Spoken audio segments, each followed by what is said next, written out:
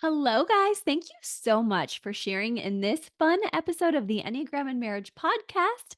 I'm extra excited today because not only are we talking through a podcast episode I've literally been waiting forever to talk to you about, but we're also running the Thank You for Sharing Your Love Enneagram and Marriage contest.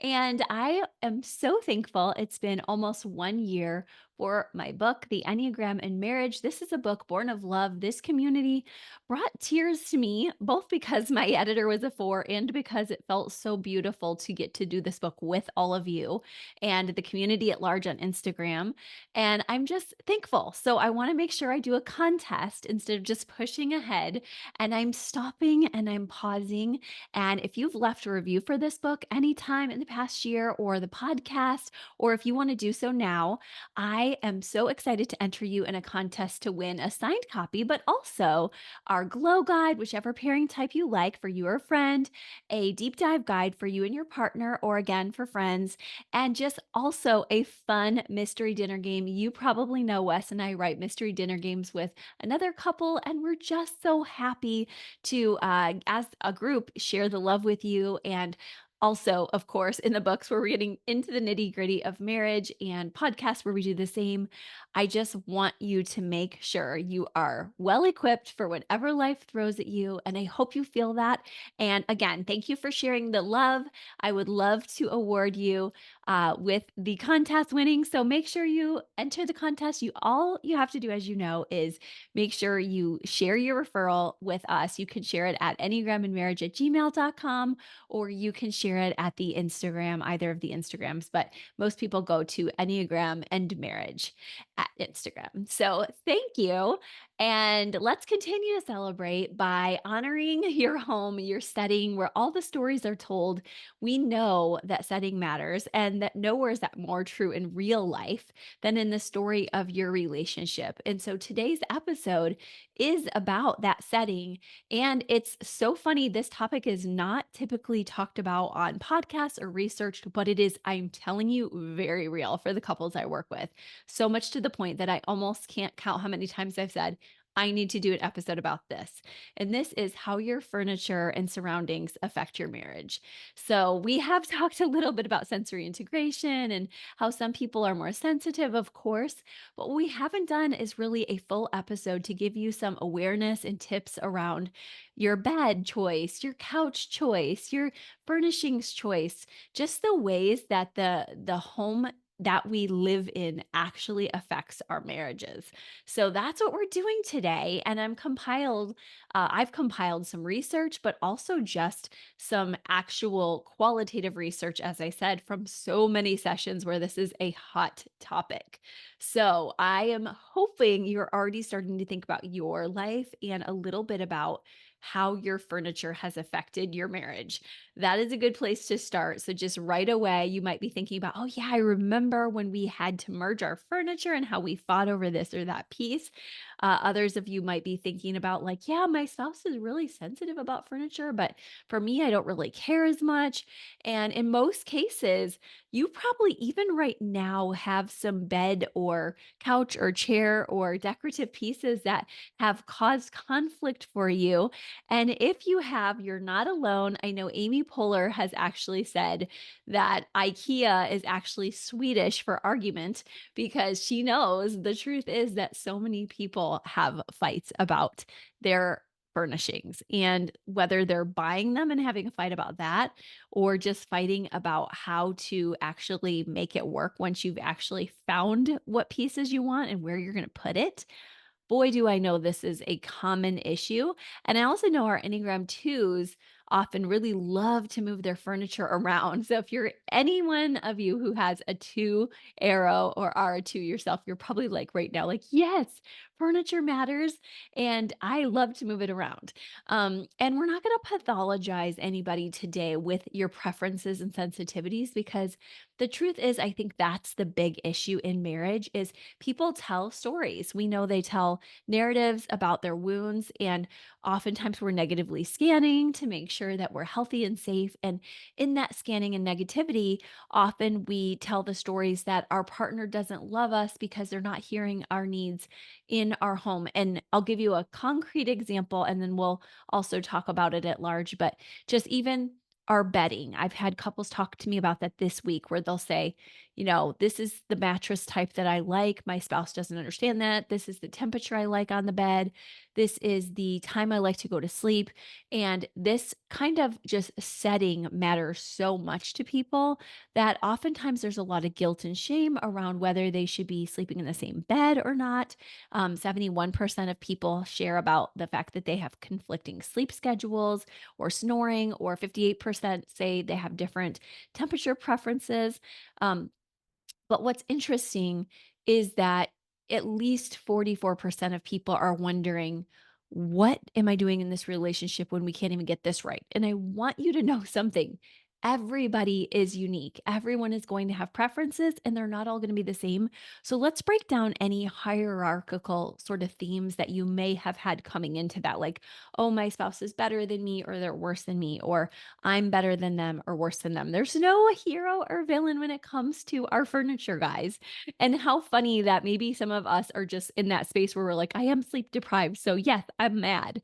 But the truth is, it is just a preference. And any stories you're telling about your partner's sleep preferences or the ways they want to sit or have sofa time with you or not cuddle with you are probably, again, just their preferences, and you have yours, and nobody is trying to malign the other person.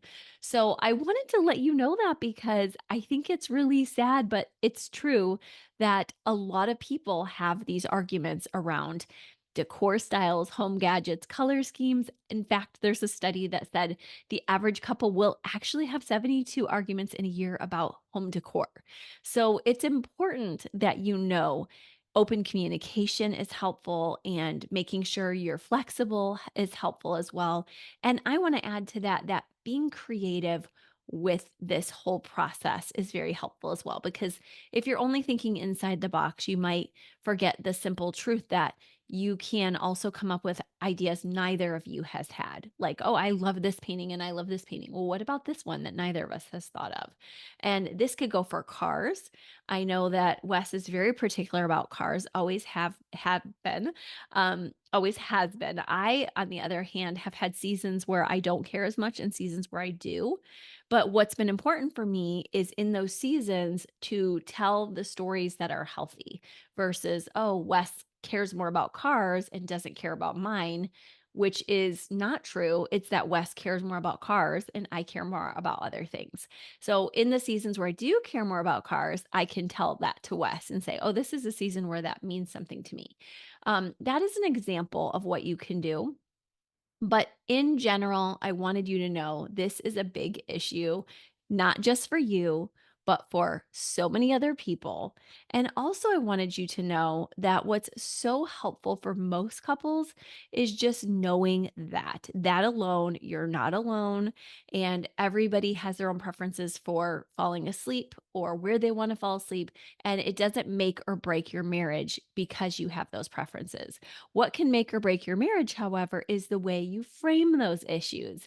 So I had a couple this week who said, the way they want to sleep in this particular pattern is troubling to me because I don't sleep like that. And I think they're trying to get me out of the bed. And that was important for them to be able to dissect in a safe place with us and to talk that out. And turns out their spouse doesn't want to have that. But they do need that kind of sleep. And in our home, we actually have two body types who are very sensitive sleepers, and they've actually named their mattresses. So it's meaningful. And I sleep with Wes on his mattress. Usually, of course, he had his injury. So sometimes he's in a special chair, once again, furniture piece. But it's really been a space of like, okay, I don't care about this as much, but you do. And then when there are moments where you do care, sometimes your spouse is sort of surprised that you care. Like at one point when Wes was dealing with sleep apnea, which is so cool that that's gone. But it was a time when he wanted to raise the bed up, and I realized I don't want to sleep sitting up. That's not going to work for me. And he was really troubled by that because he's usually gotten his way on the ways we sleep because I'm not as sensitive. But that was such a big change and shift that we ended up finding a different way. It wasn't just could we push the bed up and we have a bed that can go up, or should it be down? He ended up getting a wedge pillow that he was able to use, and that was such a good answer for him at that time. And then he's even used it a couple of times since having his collarbone surgery. So, different seasons in marriage require different things. And the worst thing you can do, once again, is to tell stories that there's only one or two solutions and that your partner is against you, when instead they're usually just trying to find ways to be healthier, stronger, and often more close to you. Another story I see a lot in my office is the story of what we're going to do about our couches. I've seen people's couches and love seats actually hurt them so much because, not physically, but yes, that too, occasionally. But sometimes there's a couch that they feel like is not comfortable and it's not conducive for cuddling. And they're struggling with that because they've definitely felt like, oh my gosh, my partner is not minding this as much. But yet, we do have studies that tell us 60% of people like to sit by themselves and 40% like to cuddle. So you may be not alone in that way that you want to be in the same room. But you might be just the spouse who likes the cuddle, and your partner isn't as big of a deal about that. They are not as into touch as you.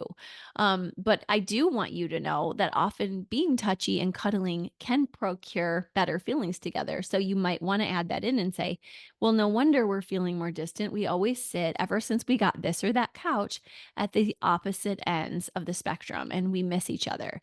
And so what I've done sometimes is even squeeze next to Wes on the little small sectional that's left because we have those couches. My nine got to pick them out, and they were so comfortable and beautiful. But even after having couples like this, I forgot that I would miss getting to sit next to Wes. So sometimes I'll squeeze right in the same section with him. And it also keeps me as trim as possible because we can't both fit there. And so it's like I really like cuddles. And so that's a big deal. Now, if I'm feeling like I need freedom, I don't want to be too tight. I mean, something about me as a seven is I do like my freedom. So it has to be something that I feel comfortable with. But we're all different in that way. You might have like, "Oh, I hate that," or "I love when I can lay across and my spouse rubs my feet and then I scratch their back." And this one has over here a coffee table that they love to put their feet on and their spouse massages their legs, or maybe the two of you have even invested in a massage chair. Others of you have invested in a jacuzzi in the home or a mini sauna. It's really important that you start aligning what your home is like together, and it needs to have some connecting spaces. So even if you're like many couples who don't sleep in the same bed but still love each other very much, make sure that you're taking time after sexual intimacy to be close.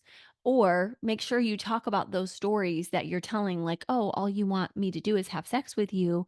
And then they can tell you, don't tell that story to yourself. I love our time together, but you know that we don't sleep well together. And we also are trying to have the best of both worlds, right? Because we have half of the couples almost who say, we are so happy that we are getting good sleep and we're sleeping apart. And the other half are saying, we're having good sex, but our sleep is terrible. So you're trying to figure out in your way how you can do this. And I want you to know that reducing your expectations that your sleep, your life, your relationship will ever be perfect is good, as is brainstorming how can we make it better? How can we figure out a way, like I said, for maybe pausing to connect before you sleep in different places? Now, other people struggle with pieces of the environment that may be more aesthetic. And some of you may feel, again, a bit more sensitive. Maybe you're even an HSP, highly sensitive person, and you may say, the setting for me is more about noise. And the setting for somebody else is more about the visuals. And what I want to remind you of, just like I said at the beginning of this episode, is not to ever condemn anyone for having differences with you here. There is a tendency to say, I'm sensitive, therefore I'm right. And instead, to be able to approach it as this is our marriage. Let's look at our marriage. One of us cares about this, one of us doesn't. What can we do to make sure neither partner feels dishonored, both feel loved and supported? And that's going to be coming alongside your partner and saying, hey, this matters to me. I know you would never intentionally too loudly, or I know you would never intentionally decorate in a way that's difficult for me, but every couple deals with this. And even there's a famous author, Jackie Collins, who said, I'm not going to move in with anyone because they're not going to understand my Art Deco style. Like, you're not alone if there's issues, but being able to talk them through can help. If you have a spouse like me, I'm not as particular. So I'm somebody who's like, yeah, I care about the style, but if there's certain things that are difficult for you to manage in that style, no problem. And right now we have an upside down poster of Kramer in our dining room, and it's just silly. And I think my husband or son did it, and it irks me a little bit, but not being a visual type, I also find it funny and a little bit of comic relief in a home that has more usually structured things on the wall, or a C.S. Lewis quote, or a Tolkien bookshelf. And it's just fun to have something light and silly. So, allowing yourself to come around to what is fun, how can I make my home more cozy and not just formal, is going to be the goal for some of you. And others of you will want, no, we just love to have like modern edges, and we love to have a beautiful, bright aesthetic. And so finding your pairing, the way you truly shine together is part of all of this. But the setting you guys create matters, and respecting each other's space also matters within that. So remember this, and even remember if sometimes you just need space to go be alone, that could be a part of your whole story as well, where you say, this is my garden, or I go into my little room over here for sewing, or for thinking, or maybe you have a garage where you go to work out. Your setting matters a lot. So pay attention to it.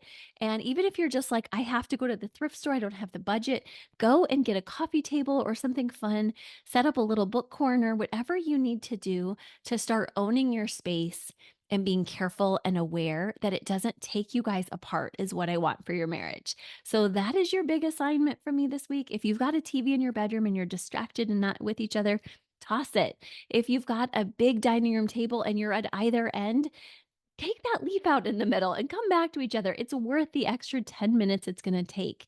If you feel like you can't relax and enjoy because the house is a mess, start paying attention to some minimalism and noticing that this is part of the self preserving instinct, too. This desire for healthy ordering in your home and beauty in your home. It matters, and connecting matters, and not telling unhealthy stories matters, and just making sure that your home is a place where you can feel safe and loved and good, that means a lot. So, right now, think of one thing you can do, maybe a conversation you can have about this, a way you can brainstorm about it, perhaps even just move things around in a style that you think, I think this would really honor my partner. I'm going to check in with them about this.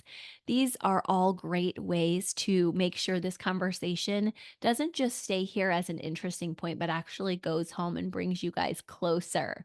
So I'm looking forward to hearing of the conversations. I'm also looking forward to making sure you know how much you're loved. If you're watching on YouTube, I have a little poster up. Thank you for sharing your love. That is what I want to say to you this week, and just so grateful. So make sure you send us a copy of any reviews you've left for the Enneagram in Marriage, and you will be entered in our contest. So grateful for you, and everything's in the show notes as well. Talk to you soon. Bye bye.